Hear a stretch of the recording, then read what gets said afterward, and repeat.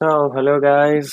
My name is Akshay और स्वागत है आप आज के प्योर स्ट्रीट के डे 23 में। तो देखते देखते यार हमने डे 21 भी क्रॉस कर लिया। हमारी 3 वीक्स पूरी हो गई यूट्यूब की जर्नी पे। और ठीक है, आज का क्वेश्चन शुरू करते हैं। और मैंने भाई एक वीडियो अपलोड की है टाइम कॉम्प्लेक्सिटी को लेकर के कि कॉन्स्टेंट से देख के हमें कैसा पता चलेगा कि कौन से एल्गोरिथम को लेकर क्वेश्चन सॉल्व करना है। ये अभी आपको ऊपर शो हो रहा होगा उसका लिंक। क्योंकि कुछ लोगों का कमेंट्स था कि भाई आप ये बताओ कि ये कैसे डिसाइड करते हैं ना, क्योंकि वो कोड लिख रहे थे और उनको टीए लिया जा रहा था। उस चीज़ से बचे कैसे, अपना टाइम वेस्ट ही नहीं करना उस कोड को, उस अप्रोच को कोड करने के लिए। ठीक है, तो आप उस वीडियो को ज़रूर देखना। और ठीक है, और शुरू करते हैं आज के प्यूडी की स्ट्रीक को। और उसी वीडियो मैंने एक चार्ट दे रखा है, उसी चार्ट को आज इस्तेमाल करेंगे समझने में कि आज के क्वेश्चन में कैसे हेल्प हो रहा है वो चीज़ का। ठीक है, तो चलो आज का क्वेश्चन देखते हैं पहले क्या है।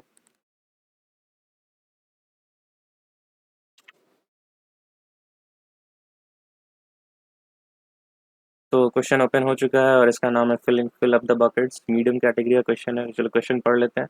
Given n buckets and infinite number of balls, the maximum capacity of each bucket is given in an array capacity. Okay, हमारे पास बकेट है और उसका कैपेसिटी मेंशन है एक एरे में जिसका नाम ही एक्चुअली कैपेसिटी है। Find the number of ways to fill the buckets with balls such that bucket has at least one ball and all the buckets have distinct number of balls in them। मतलब कोई भी bucket में एक ball तो होना ही चाहिए। और अगर पहले and all the buckets are distinct, तो मतलब अगर अगर दो बकेट दे रखा है और अगर पहले बकेट में वन बॉल डाला है तो दूसरे बकेट में वन बॉल नहीं डाल सकते थे। 2 3 4 5 6 उसकी जो मैक्सिमम कैपेसिटी है वहाँ तक के चॉइसेस बना सकते हैं।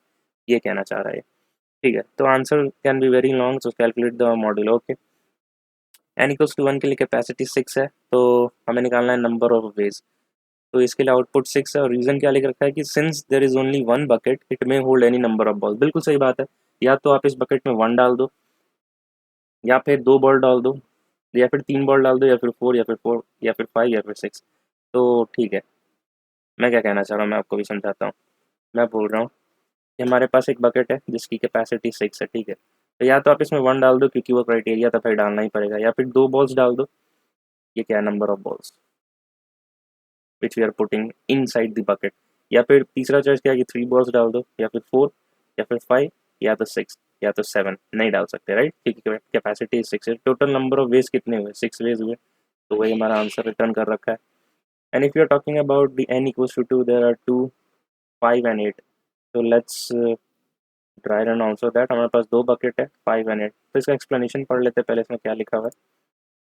तो in the first bucket has one ball in it, so the second bucket cannot have can't have one ball. So the second bucket has 8 minus 1 7 choices. Okay, so the first bucket has 5 choices क्योंकि उसकी capacity 5 है।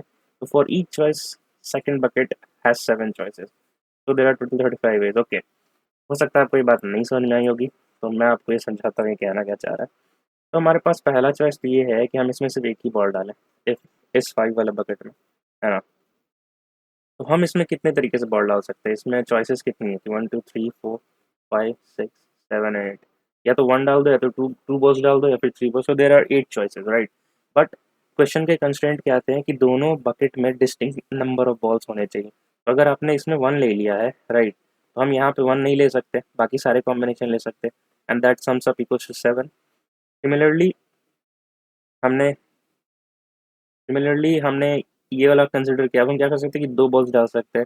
फिर तीसरा case होता है three balls put कर लें, फिर फोर बॉल्स पुट कर लें, and at last we can put exactly the what is the capacity of the bag, and we can put that capacity, that number of balls in that bag right. तो इसकी वापस से लिख लेते हैं ना। इसमें क्या क्या चॉइसेस थे, 1 2 3 4 5 6 7 8, यही चॉइसेस थे राइट। सिमिलरली थ्री के लिए भी वही है, 1 2 3 4 5 6 7 एंड 8।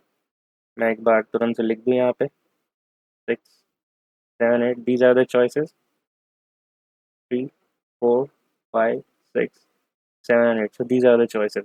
बट क्योंकि हमने यहाँ पे टू कंसिडर कर लिया है, तो तो इसके कोरिस्पॉन्डिंग इस टू को यहाँ पे कंसिडर नहीं कर सकते, क्योंकि कंस्ट्रेंट क्या था कि bucket should have each bucket should have distinct number of balls. तो यहाँ टू बॉल्स डाला है, तो 8 वाले बकेट में हम लोग दो बॉल नहीं डाल सकते। We have to consider all other combinations, like we can put one ball, three balls, four balls, 5 6 7 and 8। तो टोटल चॉइसेस क्या हो गए, 7। सिमिलरली यहाँ 3 डाला है तो यहाँ 3 नहीं डाल सकते, यहाँ 4 डाला है तो यहाँ 4 नहीं डाल सकते, यहाँ 5 डाला है तो यहाँ 5 नहीं डाल सकते। But what are the total number of choices? Total number of choices for B2, this is for B2 right. तो 7, यहाँ पे भी 7 हो जाएगा, यहाँ पे भी 7 हो जाएगा, यहाँ पे भी 7 हो जाएगा। तो मतलब ये जो फर्स्ट बकेट थी B1, उसके उसमें कितने चॉइसेस है टोटल? या तो 1 या तो 2 या तो 3 या तो 4, तो दैट इज 5 चॉइसेस। और क्योंकि हमने पूरे प्रोसेस को कंप्लीट करना है ना, तो हमें मल्टीप्लिकेशन का साइन डालेंगे राइट। और हमें, हाँ तो यह था ऐसा था और एक ऐसा था, तो हमें B1 में 5 चॉइसेस थे और B2 में हर एक स्टेप में हमारे पास 7 चॉइसेस है। तो टोटल आंसर क्या हो गया? 5 इंटू 7 35। अब हमने इंटू क्यों किया? ठीक है, ये परमिटेशंस अगर आपको नहीं समझ में आई कि हमने इंटू क्यों किया है, मैं आपको और छोटे एग्जांपल समझाता हूँ। ठीक है, जैसे मैं समझा था जब मैं क्लास 11 में परम्यूटेशन पढ़ रहा, तो मेरे को समझ नहीं आ रहा था कि इंटू क्यों कर रहे हैं। जैसे कि 2 डिजिट नंबर है राइट, और हमारे पास निकलना है कि all possible 2 digits we can form using the numbers 0 to 9 right. तो हम यहाँ पे क्या बोलते थे कि वी हैव 9 डिजिट्स, तो यहाँ पे 9 प्लेस कर सकते हैं। And since there no repetition और, तो यहाँ भी 9 प्लेस कर दो, और जो आया that 99 digits can be form with the 2 digits number right. तो उसका क्या तरीका है फिर इसको समझने का? हाँ, तो एक्चुअली में like first digit can not be 0 right, तो ये 8 हो जाएगा and into 9, so there are 89 numbers which have 2 digit number. तो हम इंटू क्यों कर रहे हैं? ठीक है, मेन मोटिव ये था, मेन मोटिव ये नहीं करना था कि 2 डिजिट के नंबर कितने होते हैं। ठीक है, तो मैंने ऐसे समझा जैसे कि ये समझ लो हमारा होम है और ये हमारा टेम्पल है जहाँ हमें जाना है। ठीक है, और यहाँ से 3 रास्ते हैं। ठीक है, ये ऐसा, मैं इसको दूसरे कलर से दिखाता हूँ। These are the 3 roads, 1 road, second road and third road. ठीक है, ऐसा। और आप जैसे ही इनको क्रॉस करते हो तो यहाँ से क्या, यहाँ से 2 रोड और होता है ऐसे, मैं ऐसे दिखाता हूँ। These are the 2 roads which come here and then you can go to temple. मैं पूछूं कि आपके पास टोटल वेज कितने हैं, तो आप क्या बोलोगे कि या तो मैं इस रास्ते चला जाऊँ ऐसे और ऐसे चला जाऊँ, और या फिर ऐसे चला जाऊँ। तो अगर इस रास्ते को कंसिडर करता है तो 2 वेज हो गए। सिमिलरली बी और सी के लिए कंसिडर किया तो 2 + 2 + 2 इक्वल्स टू 6। बट अगर थोड़ा सा ऑब्जर्व करो तो मैं क्या कह सकता हूँ कि इसको, इस पूरे रास्ते को कवर करने के लिए 3 वेज थे और इस वाले पोर्शन कवर करने के लिए 2 वेज थे। तो हम लोग लिख सकते हैं 3 into 2 which is 6, which is exactly coming to the answer. Well, when we find the manual answer was coming 6 and with the multiplication sign coming 6। तो ये काफ़ी छोटी सी बात थी लेकिन फिर भी मैंने आपको समझा दिया। ठीक है, तो ये हमारा मेन लॉजिक था, है ना। इस तरह से हमारा आंसर 35 आ रहा था। तो ठीक है, तो हम यहाँ पे क्या ऑब्जर्व कर सकते हैं? हम यहाँ पे क्या ऑब्जर्व कर सकते हैं कि whenever we have 5 here, है ना, तो इसके लिए तो मतलब B1 के लिए, B1 की जो वैल्यू है वही आंसर है 5, एंड जो B2 है उसमें बस एक -1 कर दो, है ना, that is 7, that is answer.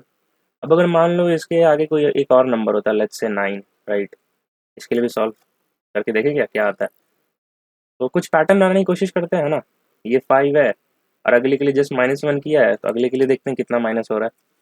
तो हमारे पास 5 था जिसको पुट करने का 1 2 3 4 5 तरीके थे। फिर हमारे पास 8 था जिसको पुट करने का 1 2 3 4 5 6 7 8 तरीके थे। हमारे पास एक 9 बकेट आया है, तो मैं इसको थोड़ा डिलीट कर देता हूँ तुरंत से। ओके ओके, अब हमारे पास एक 9 बकेट आया है, तो हम उसे कैसे फिल कर सकते हैं राइट।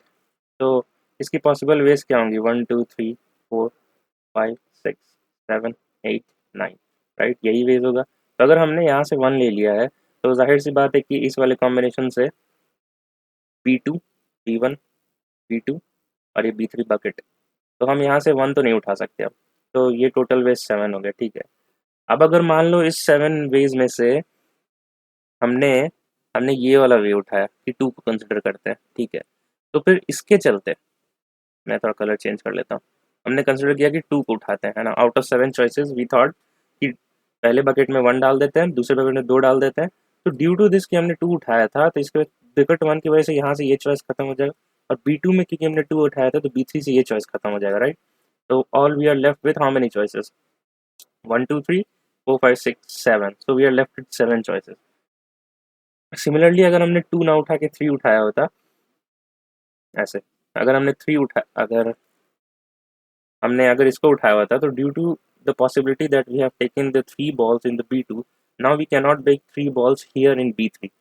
तो उसके लिए फिर भी आंसर 7 ही होता। कैसे? क्योंकि हम फिर 1 तो उठा नहीं सकते थे क्योंकि वो B1 ने ले रखा था, तो पॉसिबल आंसर्स होते 3, 4, 5, 6, 7, 8, 9 and that goes as 7, right? 4, 5, 6, 7, 7 choices होंगे।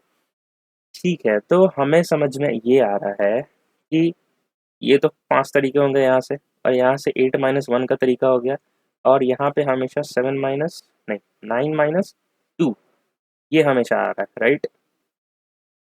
ठीक है, तो हमारे पास एक पैटर्न दिखता हुआ नज़र नज़र आ रहा है मेरे को कि हम क्या कर लें। जैसे हमारे पास 5, 8 और 9 अगर एरे दे रखा है which is actually the bucket size, तो हम इसमें बस क्या कर दें कि 5 into 8 minus 1 that is 7 and 9 minus 2 that is also 7।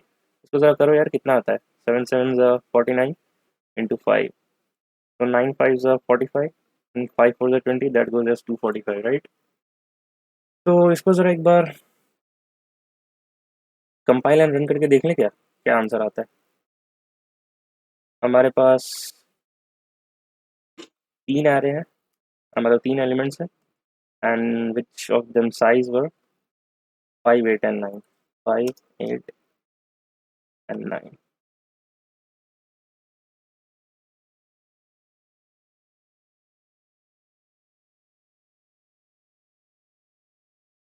245, ठीक है भाई, लॉजिक सोच लिया हमने कैसे करना है। ठीक है, तो क्योंकि और ये पैटर्न जो मैंने बताया सेम पैटर्न इनके लिए भी रिपीट होगा, तो वो मैं नहीं वापस से लिख रहा हूँ, लॉजिक समझ में आना चाहिए। और ठीक है, तो इसको कोड कर लेते हैं, है ना? बट मेरे को एक और चीज़ में दिख रही है, क्या हो कि ये तो सॉर्टेड दिख रहा है मेरे को 5 8 एंड 9, बट अगर ये सॉर्टेड नहीं होता तो हम कुछ लॉजिक ड्राइव कर सकते थे क्या? क्योंकि या तो हमें या तो ये लॉजिक सिर्फ सॉर्टेड में काम करेगा, एक बार चेक कर लेते हैं अनसॉर्टेड में भी ये लॉजिक काम कर रहा है या नहीं कर रहा। तो हमने 5 8 लिखा था ना, हम 8 और 5 के लिए चेक कर लेते हैं। तो ठीक है, 8 और 5 के लिए तुरंत से चेक कर लेते हैं। सो ये 8 है और ये 5 है। 8 की पॉसिबिलिटी क्या होती है? 1 2 3 4 5 6 7 एंड 8। अगर हमने 1 लिया है तो we can take the possibility 2 3 4 5। हमने 2 लिया है तो हम सिर्फ ये ले सकते हैं 1 3 4 एंड 5। 3 लिया है तो 1 2 4 एंड 5। सिमिलरली 4 के लिए 1 2 3 एंड 5। 5 के लिए 1 2 3 एंड 4। ये आपको समझ में आ रहा होगा मैंने क्यों किया है। 6 के लिए व्हाट वी कैन डू, हम लोग 1 2 3 4 5 सब कुछ ले सकते हैं, एंड 7 के लिए भी 1 2 3 4 5 सारे कॉम्बिनेशन ले सकते हैं। 8 के लिए भी सेम सेम। तो कैलकुलेट कर लें इसको ज़रा, तो यहाँ से लेके यहाँ तक आई थिंक हमारे पास 4 वेज है, एंड ये इसकी काउंट क्या है? मैं तो अगले चेंज कर लेता हूँ। ये यहाँ से लेके यहाँ तक हमारे पास 4 वेज है, तो मतलब और काउंट है 5, तो 5 इंटू 4 ये हो गया टोटल चॉइसेस यहाँ पे, और यहाँ पे 3 वेज है और एलिमेंट्स है 5, तो 3 इंटू 5 ठीक है, कितना होता है भाई 20, और ये कितना होता है 15, तो 35। ओके, तो मैनुअली आंसर तो आ रहा है but we cannot derive any relationship here, right? यहाँ तो 8 बकेट 1 है, तो हम डायरेक्ट 8 ले लेते हैं आंसर में। 8 इंटू क्या करें हम लोग, नहीं कर सकते जब तक हमारा जो लार्जर कैपेसिटी है इस पॉइंट पे बकेट 1 का साइज इक्वल्स टू बकेट 2 हो गया था, तो तब तक तो हमें क्या 5 माइनस 1 लेना है, 8 इंटू 5 माइनस 1। लेकिन जैसे ही हमारा B1 का साइज B2 को क्रॉस कर गया है, तो हमें लेना है 8 into what, exactly the bucket size. नहीं, वो भी नहीं, 8 इंटू 2 भी नहीं लेना है हमें, बकेट 1 का साइज माइनस, भाई ये तो बहुत कॉम्प्लेक्स हो रहा है, बट ठीक है लिख के देखें तो क्या लिख सकते हैं कि B1 का साइज माइनस B2 का साइज इंटू B2 का साइज, यही हो रहा है, that is 8 minus 5, right, and into 5 that is 3 into 5। तो ये तो भाई बहुत कॉम्प्लेक्स फॉर्मूला मेरे को दिख रहा है ऐसा होते हुए, ऐसा तो मैं नहीं करने वाला। तो मतलब हमने जो अभी बात किया वो सिर्फ सॉर्टेड फॉर्म में काम करेगा, और हमें कुछ नहीं करना है। हमें B1 का साइज उठा लेना है, B2 का साइज की जगह पे -1 कर लेना है, B3 के साइज की जगह पे B3 हमें 2 से घटा देना है।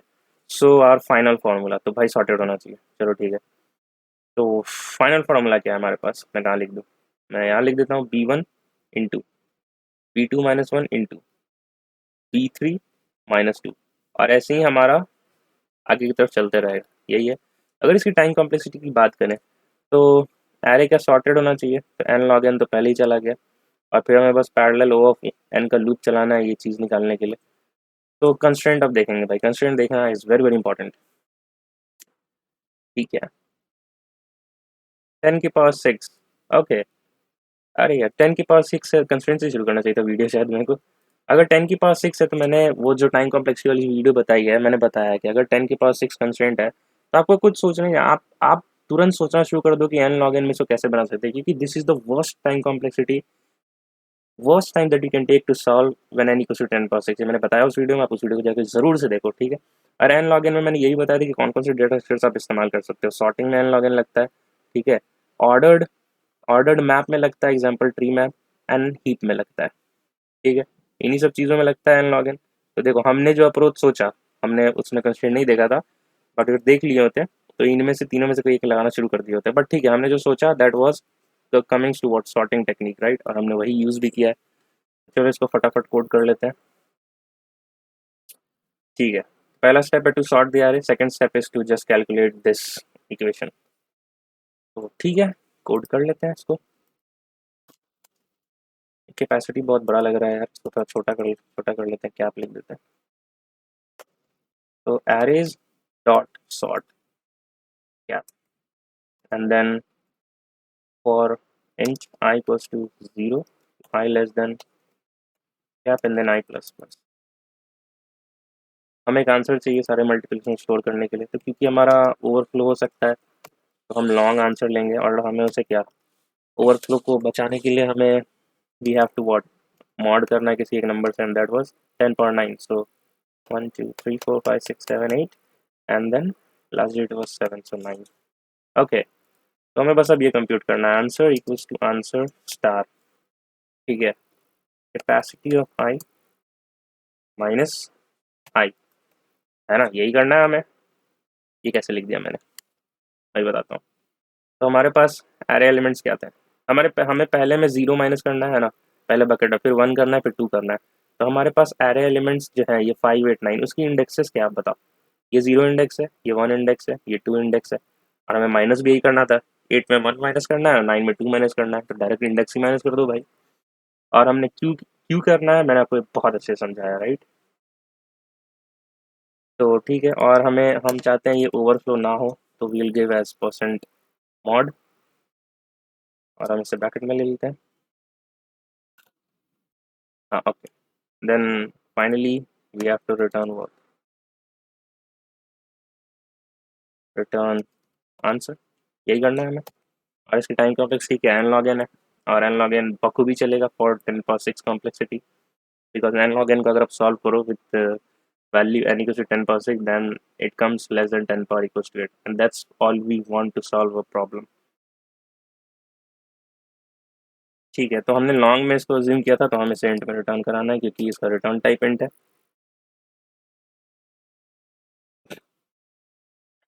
तो ओके, सो कैप डॉट लेंथ लिखना होगा यार यहाँ पे, ये ठीक है, सिंटैक्टिकल मिस्टेक है, ये चल सकता है, बट लॉजिक समझ आना चाहिए भाई। ठीक है, 245 एक बार हमने इसके लिए भी चला के देख लेते हैं। For n equals to 2 and the elements are 5 and 8, compile and run। बहुत ही अच्छे, तो ऐसे सबमिट करते हैं, और टीएलई बिल्कुल ही नहीं आना चाहिए। अगर कोई और एरर आता है कि टेस्ट केस फेल हो जाता है, देन उसे हम ठीक करेंगे, बट टीएलई तो बिल्कुल नहीं आने वाला। तो ये कॉन्फिडेंस आपको होना चाहिए जब आप कोड सबमिट कर रहे हो कि भाई ये टीएलई तो बिल्कुल नहीं देगा। एंड वो पार्ट तभी आ सकता है जब आप कंस्ट्रेंट को पढ़ो और आप वेरीफाई करो कि इसकी टाइम कॉम्प्लेक्सिटी कैसे बन रही है, ठीक है। तो आप वीडियो ज़रूर देखना, वो जो मैंने बनाया है मैं लिंक डाल दूंगा। और ठीक है, ये क्वेश्चन हमारा हो गया है। तो ठीक है, और दो तीन लास्ट बात है कि ये मेरी DSA रिपोजिटरी है, you can star and fork it to get help with all the source code, because सारे कोड यहीं पे पुश हो जाते हैं जब भी मैं सबमिट करता हूँ। और ठीक है, if you are new to this channel please like and subscribe so that I can make more videos with the full energy. और तब तक के लिए मिलते हैं कल के प्योरिटी स्ट्रीक के डे 24 में। Bye bye, take care and मचाते रहो भाई।